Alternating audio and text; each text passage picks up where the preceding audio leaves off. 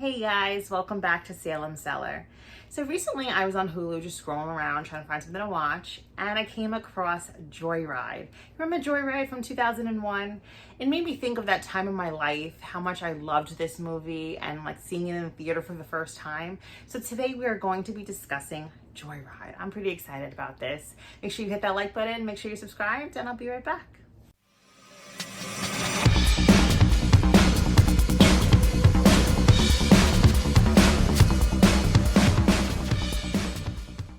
So Joyride was released October 5th, 2001. It was directed by John Dahl. It's starring Paul Walker, Steven Zahn, Lily Sobieski, Jim Beaver's in it for all you Supernatural fans. Yes, Bobby from Supernatural is in this. And if you haven't watched it recently, go back and watch it because just seeing Bobby and his little cameo and his little younger is pretty awesome. But let's go back to the story. It was written by Clay Tarver and J.J. Abrams. Now the story is about Lewis. He's a college student played by Paul Walker. Now he is driving across country to pick up his friend Venna, who he has kind of a crush on. That's Lily Sobieski. While on his way to pick him up, he buys a car. He does everything just to go see this girl. His brother Fuller got in trouble, of course. He has to go pick him up from jail. Yes, he got arrested. You know, it's his older brother, but kind of like the troublemaker of the family. It's played by Steven Zahn. So while on their travels to pick up Venna, they have a CB radio in their car, and they're like, you know, let's prank some truck drivers. I think this is a good idea. So they hear, you know, a few people talking. One of the people talking is named Rusty Nail. So they play around with Rusty Nail. They pretend to be a woman named Candy Cane. Yes, Paul Walker, who plays Lewis, is pretending to be a woman on the CB radio and pretending to be Candy Cane. I don't know how Rusty Nail did not know Paul Walker was not a woman, but I'm just assuming this man was desperate, so he was just going to take whatever he could get. So they're going back and forth, and Paul Walker's flirting with Rusty Nail and kind of makes plans with him. Like, listen, we're going to be at this motel. I love pink champagne. Why don't you show up and bring me pink champagne? Now you can tell like Rusty Nail is a little hesitant, and he's like, what if you don't like me? I'm not really attractive. And Paul Walker's like, you know, you have a heart, right? You know, you're a normal man. You're a good man. I will like you no matter what. Okay. So now they are at the motel. They get in a fight with a gentleman who's in the front, like he's a racist. Let's just call him that. He's arguing with the guy who works there, calls him a name he's not supposed to. And, you know, they kind of like get into a little scuffle, nothing crazy. So after that little scuffle, they then start to talk to Rusty Nail again on the CB radio. And they tell him to meet Candy Cane at the racist room. They're like, let's play a little joke. You know, the racist guy is big enough. He can handle himself. And, you know, let's play a joke on this this creepy guy, right? Rusty Nail comes. You see him walk by. It's a pretty big dude. And Paul Walker and Steven Zahn are now listening to the other room. And you hear like kind of like a weird noise, like, you know, somebody's in distress, something's going on. And then that's it. They're kind of like freaked out at that moment. They're like, crap, what did we do? The phone rings. I think it was somebody from the front, and they're kind of like completely spooked out at this moment. They go to bed. The next day, there's cops everywhere. Literally cops everywhere questioning everybody. You know, Steven Zahn, who plays Fuller, is like, you know, talks to one of the cops, and they were like, you know, did you guys hear anything go on? Like, the guy in the front said you had a scuffle with the guy in the next door room. And he's like, yeah, a little bit. Like, he was a douche. And he's like, well, you know, let me refresh your memory. So both the brothers go to see what happened to whoever was next door, right? So you're walking and you see this body laying there. Now, at first you don't get a clear view. It's kind of blurred, but you see like half a homie's face is gone. Yes, Rusty Nail ripped the racist draw off his face. Like this guy is just I don't know if he survives. I can't remember if they say it. I don't think they mention if he survives or not, but yeah. So that prank just goes wrong and spirals out of control from there. So both of the brothers at the police station, you then see Jim Beaver, hey Bobby, and he's basically like, get out of town. I don't want you guys here. They confessed everything they did. So he's like, get the hell out of here. Like, weren't you just released out of jail, to Steve Zahn? But yeah, hits the fan after that. Now, this movie is just a non-stop crazy ride that you do not want to get off. Like, it's a prank call gone horribly bad. And that's all I'm going to say. It is horror mixed with action, mixed with like suspense. Like, the whole time you're kind of like, just like tense, just waiting for like the next shoe to drop. Like, it is just insane from start to finish. Like, of course, at the beginning you're getting character development. You're finding out the relationship between these two brothers. You're finding out Paul Walker's, little crush on Lily Sobieski. And then it just, after that prank call, it was like, it's intense. Now, if you haven't seen this film, you need to go see it. It is phenomenal. It is literally just like a work of art to me. It is one of those films, like, I remember being like, I was still in high school at the time, and I remember going to the theater and seeing this. And I don't know what I was expecting. I saw Paul Walker, like the boy next door. You see Stephen Zahn, who's kind of like the little comedic, character in his films.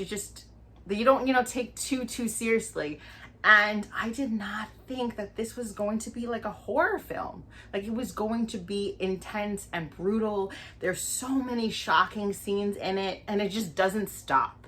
And it makes you really rethink making prank phone calls, because I used to make a lot back in high school. I'm going to admit it. I was a jerk. I made a lot of prank phone calls. But literally after this movie, I'm like, okay, I'm gonna end that right then and there. No more prank calls for me. I learned my lesson. You just never know who's on the other end of this radio. So one of the taglines for this movie is "Don't screw with people you don't know," which I think is pretty interesting. So the whole time I'm watching this film, you hear Rusty Nail's voice. I'm like, this kind of sounds familiar. Later on, you find out it's actually Ted Levine that plays, well, he doesn't play the physical character, but post-production, he was brought in to be the voice for Rusty Nail. Now, for all of you who know who Ted Levine is, from Silence of the Lambs, he was Buffalo Bill. Yes, Buffalo Bill. He's also in the Hills Have Eyes remake. He's the father. So always when I picture him, it's hard to get Buffalo Bill out of my head. Like, when I watch the Hills Have Eyes remake, I was just looking at him and I'm just picturing like the scene where he has like the robe and he's like dancing, and I'm like, I can't take you seriously as somebody's dad. You're Buffalo Bill to me. So hearing that voice, he just has such an ominous, like dark, terrifying voice. A couple of times in the film, he's like, candy cane, candy cane. Now, if you've seen this movie, that sticks out to you. His creepy voice saying candy cane. How can a word so sweet and like happy and light, because when you think of candy cane, you think of the holidays, you think of like happy things. Like, how can one word just be so horrifying? Like, candy cane. Okay, so yes, thank you, Ted Levine, for bringing this character to life in such a dark, scary, terrifying way. Like, literally killed this role. Did you know Sylvester Stallone was actually up for the role of Rusty Nail? I thought that was pretty interesting. Like, I try to think in my head, like, Sylvester Stallone's voice and him being candy cane and him being Rusty Nail, but I don't know if I could see it. I am happy they left it how it was. I'm happy that post-production brought Ted Levine in, because he does a phenomenal job and he like scares you to your core. Like, this man is scary. Also, Paul Walker and Ted Levine both worked on Fast and the Furious together the same year, which I thought was pretty interesting. So John Dahl took 4 years to make this movie. There's actually 2 alternate endings, but I've only seen the one. I haven't seen the other one, which I wish I could. Maybe if I like look it up, I could find it. But I have only seen the one. The ending to this movie is satisfying, where you don't need more, but you kind of do. Like, it's kind of like, it leaves it kind of like a cliffhanger. Like, I don't want to spoil it, the entire movie, if you haven't seen it, but it kind of, I was satisfied with the ending, but then I wanted to watch more, which doesn't really make sense because I didn't watch any of the sequels. I think there's 2 more films after this that I haven't seen. I just feel like this movie was so phenomenal that, and underrated, I must say. I didn't even want to dabble into the, like, 2 more films, and it just ruined this film for me. I'm just happy with what it was and is. And let me just tell you, it has aged well, because I recently watched it again, and 21 years later, this movie still, like, chilled me to my core, made me excited to watch. I had, like, you know, you just have a great time throughout. So it aged beautifully. But yeah, I couldn't do the other 2 films. Comment down below, let me know if you've seen the other 2 films. Like, were they good? Or, you know, like, am I missing out? Or I'm like Carmela, you're good, you don't need to watch it. So what I found out recently, which was pretty interesting to me, is this movie has a different name in other countries. It's actually called Roadkill in other countries. I know Australia definitely, it's called Roadkill just because they have different meanings. Like joyride in our country in the US is different from the meaning of joyride is different in other countries. So yeah, they named it Roadkill. How interesting, right? I had no idea. 21 years and I had no idea that this movie was named Roadkill in other countries. Yeah, you learn something new every day. So rewatching this movie after so long, which is really nice, especially just watching Paul Walker. You know, he's an actor that we and a human being we lost way too soon. So it was really nice to see him. You know, kind of get you choked up and sad, especially being such a fan of his. But it was beautiful to watch, and you know, he'll live on in our memories in these movies, and he's just such an artist and ahead of his time with everything he did. So, you know, rest in peace to Paul Walker. Thank you guys so much for going down memory lane with me today. I do love this film, and if you haven't seen it, please go watch it. It's on Hulu, it's streaming. It's called Joyride. Unless you're in another country, then it's Roadkill. But it's just such a great film. It's rated R it's very violent. There's terror in it, but it's a great story. So if you're into horror movies, it's gory, but it's not like anything crazy shocking. And you're into like a cute story and a good story. I called it cute. I don't know if it would be considered cute. But just check it out. It's a great film. Comment down below. Let me know if you've seen this movie, where you were the first time you saw it, what your feelings are about it. Thank you so much for watching. Make sure you hit that like button. Make sure you're subscribed if you're not, and I'll be right back.